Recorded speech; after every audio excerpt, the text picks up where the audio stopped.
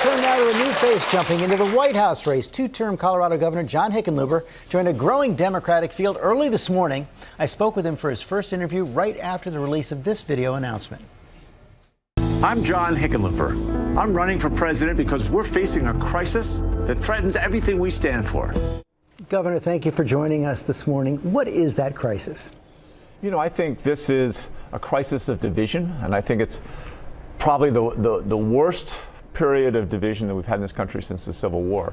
And ultimately, I'm running for president because I believe that not only can I beat Donald Trump, but that I am the person that can bring people together on the other side and actually get stuff done. You know, that reminds me of President Obama when he was Senator Obama back in 2004, saying there's no red America, there's no blue America. He wanted to heal the divisions as well.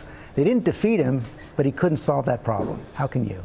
When I won re-election in 2014, a terrible year for Democrats, you know, I went out to the rural areas. I listened to ranchers worrying about where they're going to get their water. I talked to the people in small towns and the suburbs worried about their jobs. I talked to women, families all over the state about, you know, the cost of housing and how they're going to make sure they can afford their health care.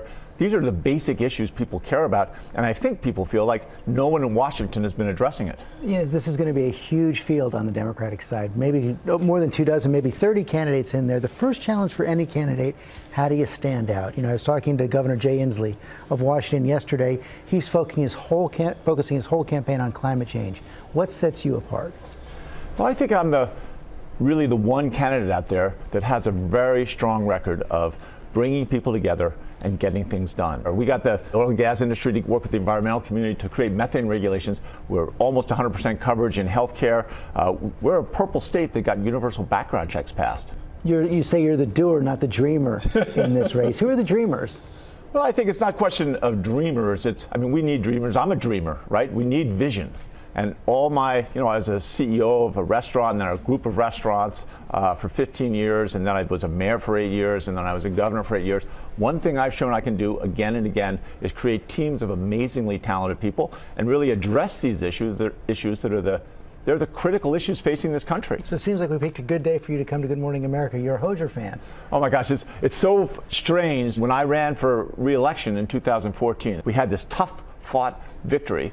I took my son, we went to Iceland, and there in the airport is Hoosier, who 10 days before we'd both gone and seen him in Boulder, the nicest guy in the world and really one of the most talented young musicians anywhere.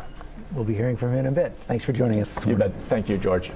Couldn't stay for the concert. He's already running. But how is that going to be to differentiate yourself? That's the hardest job for all of them. This field is going to be huge. It is wide open battle of personalities, issues, temperament, experience. It's going to be exciting to watch. And you can watch a full interview where? On our website.